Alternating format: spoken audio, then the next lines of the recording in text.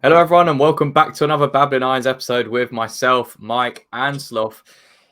Lads, another transfer rumor coming out as we kind of expected. It was going to be a hot topic this summer, and it's already started. Even though we've got technically no funds to spend at the moment, but Alex Scott of Bristol City, 19 years of age, highly talented, is now actually concretely being linked with a move to West Ham, which is music to both of your ears. I'm very much saying that because he is definitely one we are targeting. And if you follow us on Twitter, as Mike put together in the thread of summer recruitments, he was on it. Right here, you can see as the Lanzini kind of replacement option, a creative, skillful, and incredible potential to be a future EPL star. He was on the list May 26th.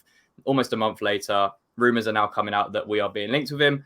As the source suggests here, it said we've held initial talks with the representatives of Bristol City, and now we're kind of weighing up whether to make a move. The championship side are hoping to kind of get around 25 million for him. First things first, let's talk about him as a player, because I'm sure most people haven't really seen him play too much outside of people that watch the championship. So, Mike, I'll let you kind of start off with, because Alex Scott's your guy. Talk to me. What kind of player is he, and why does he in particular interest you from the championship? First off, yeah, like he's a proper little player. He doesn't look much. He's quite slim and slender, especially when you look at kind of his physique. But he's a bit, and this is high. This is very high kind of praise and kind of high comparison, and it has been a comparison put across by pretty much anyone who watches him. He is a Grealish mold. He's built a bit like Grealish. His legs are like tree trunks, especially his calves. He's that kind of player where it's not much up top, but down below he's got tree trunk legs and a proper massive arch calves. That has certainly been said about Grealish, to be fair. Yeah, I think it's more not that much up top here, but he's he come from Guernsey. He's gone over and come to Bristol City. He's been part of their youth academy. Burst through onto the scene last season.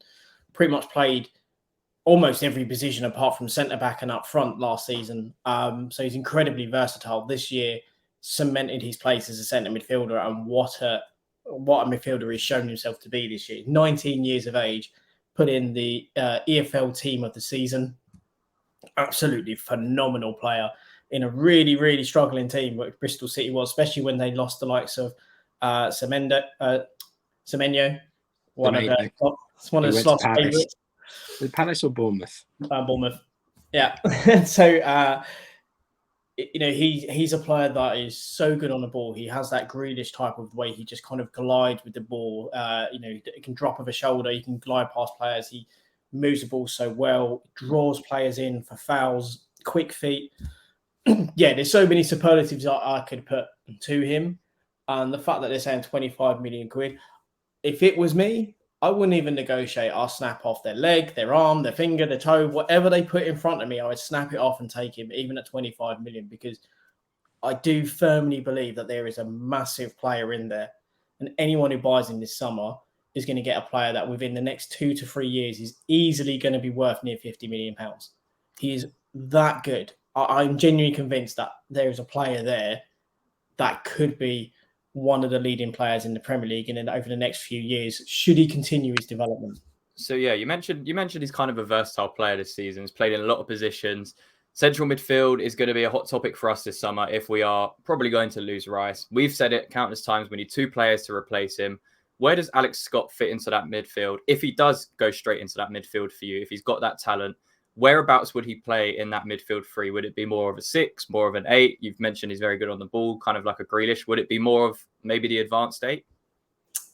For me, again, he plays that Lanzini role, but I think he plays the Lanzini role that how many people talked about how Lanzini played that role in terms of dynamically dragging the ball forward and dragging the team forward through his ball carries, making those incisive high risk passes. Lanzini was fantastic at knitting play together and keeping us neat and tidy. He would also score some absolute blinders. We often would say there's a couple of times where you would argue he wasn't penetrative enough. I think Alex Scott has, I guess, that youthful impatience about play, and that he wants to get forward and wants to attack, his opponent. So I think he probably goes more in that Lanzini role. I don't personally think he starts this at the start of the season. I think he's one of those players that you bring in and you develop over the course of the year to then be your starting player towards the end and the following season. I genuinely think that that's the best way to manage him, because I do think that when we've talked about a lot, when we're looking about replacing Rice, you need two high quality all-rounders. And I think Scott also needs to have that little buffer just to bring him in to release some of that pressure, because 25 million price tag on a 19-year-old, regardless, is a big tag. Yeah. Obviously, Bellingham's got an even bigger tag, but it's still that you want to give the kid a chance to grow into it. And we've got Europa League as well, obviously the cup competition, so there's going to be plenty of time for him to play. But in my view, he plays ahead of, say, a Paqueta, for instance, for me, and then it allows Paqueta to sit deep and pull strings with another 8/6 if we're going for a 3 and Scott is to play within that 3. That's, in my view, where he plays, the more advanced of them. Sloth, what have you made of Alex Scott? Because he is very highly rated by a lot of people. And obviously, Mike speaking a lot of high praise for him, just 19 years old. Would you like to spend 25 million on him if that is the figure? Because it's something we're going to have to battle with this summer, that transfer fee that we do have. A lot of the money we're going to spend is going to come from that Rice deal. Can we afford to, maybe gamble's not the right word, but risk 25 million on a 19-year-old? Can we do that? I think it's a fantastic deal, to be honest. Like, it's one of those where, you look at some of the players who've come up and thrived from the Championship recently. You look at Elise, you look at Eze, players who've made that step up. Even Maddison, I know he's someone we've been linked with, but the comparison that I kind of quite liked, and one of the things that I really enjoyed this season was the race for the young player of the Championship. And obviously we saw a bit of afters online on social media from the scorned loser. But really interestingly, Diallo, obviously on loan from Manchester United, he costs them 40 million. And when you look at players who are vying for the title of the young player of the Championship, they're both in it together. And this guy's going to cost us 25 million quid. I think that's a really big statement, especially considering that the Diallo was bursting onto the scene from Atlanta. It's a really interesting sort of dynamic that they are both pushing for that title and challenging each other. But one of the things that has just really impressed me with Alex Scott is his work ethic. And one of the reasons that I think he's worth that price tag regardless is because he will give you 100% every single time. And I think that's going to be something that Moyes loves. That was going to be my next question to you, Sloth. Is he a Moyes type player? Yeah. No, I think he is. I think it's a perfect match, which is a bit, it's just a bit confusing to me that we haven't been so linked to him across the season, to be honest, because I think he's so good. He works so hard, and it's not just the fact that when he dribbles, the ball sticks to his foot like glue and he carries it really well. It's the fact that he's prepared to make a crunching tackle. He's prepared to make a 20-yard run back to win possession. And if we think of the sort of stereotypical Moyes player, then it really is, to be honest, Alex Scott. I do really agree with Mike as well, in the sense that he's not ready to immediately start. But one of the things that we've got to look at is using him in the cups, rotating him in, start him in the group stages in the Europa League. And, we might get some good sides, but we're better to test your mettle and see where he is at this stage in his development. Yeah, I guess that's kind of the big question mark I personally have, that hasn't really particularly watched him as much as you guys. 25 million is a lot of money for someone to spend if he's not going to be maybe someone that's going to be starting often at the start. So with the gaps that we're going to have, A, in midfield, and B, just across the squad going into next season and what we need to recruit, can we this summer afford to spend 25 million on someone who might grow into the role, but isn't really ready made to kind of take that step straight into the Premier League. That's my only concern. Yes, Well, yes. The truth I matter is, go on, Sloth, you go, and Yeah. I'll jump in. I think when you look at the risk, it's very much kind of outweighed by the fact that we have lost Lanzini, but we have lost his wages. So we've lost around £75,000 a week. There's no way Alex Scott is going to take £75,000 a week. So we're saving a lot of money off the wage bill, but we're probably also going to be moving someone like Vlasic on.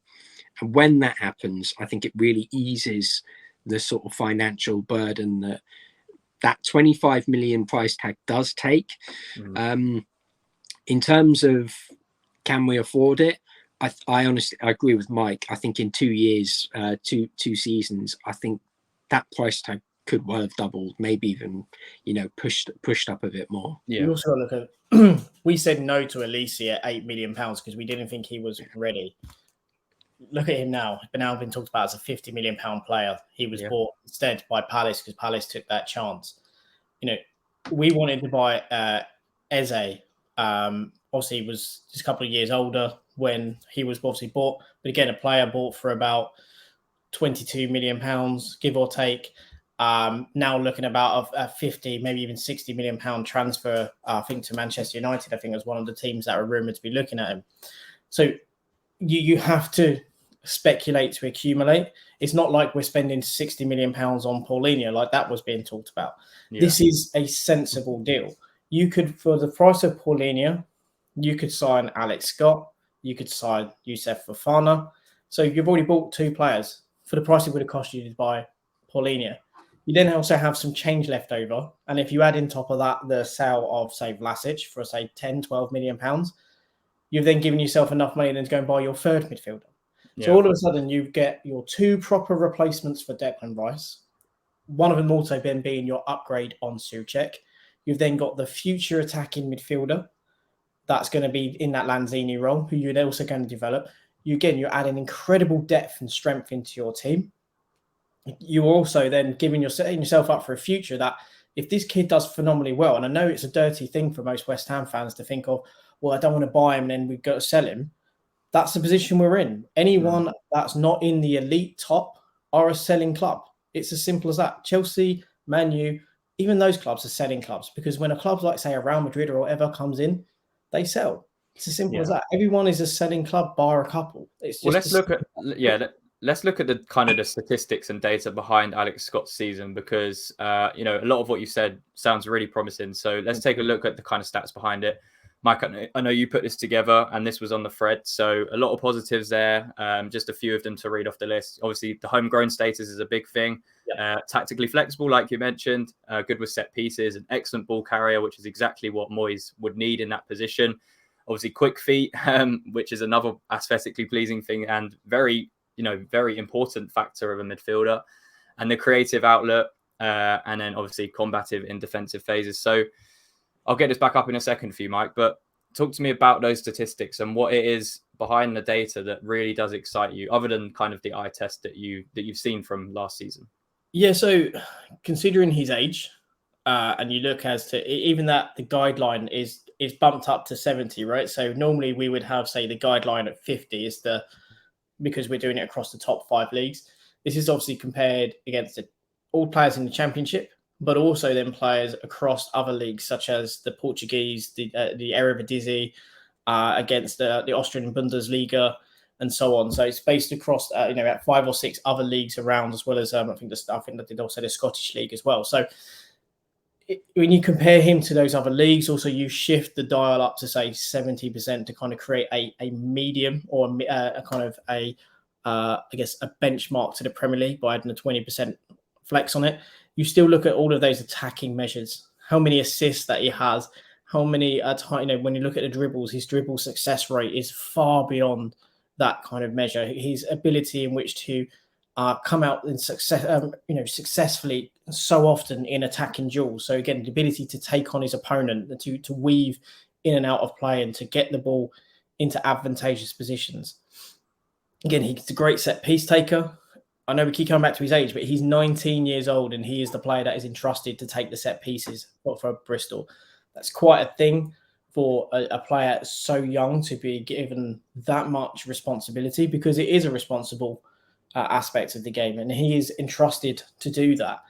Defensively, he does not shirk anything defensively. What I said again, he is light, but has that kind of, to kind of put it into a context maybe fans may be more familiar with, he has that Mark Noble Terrier type kind of tenacity when defending. He has got no qualms with throwing himself into a slide tackle and, essentially going toe to toe with much bigger men and, wanting to have that tussle and that fight.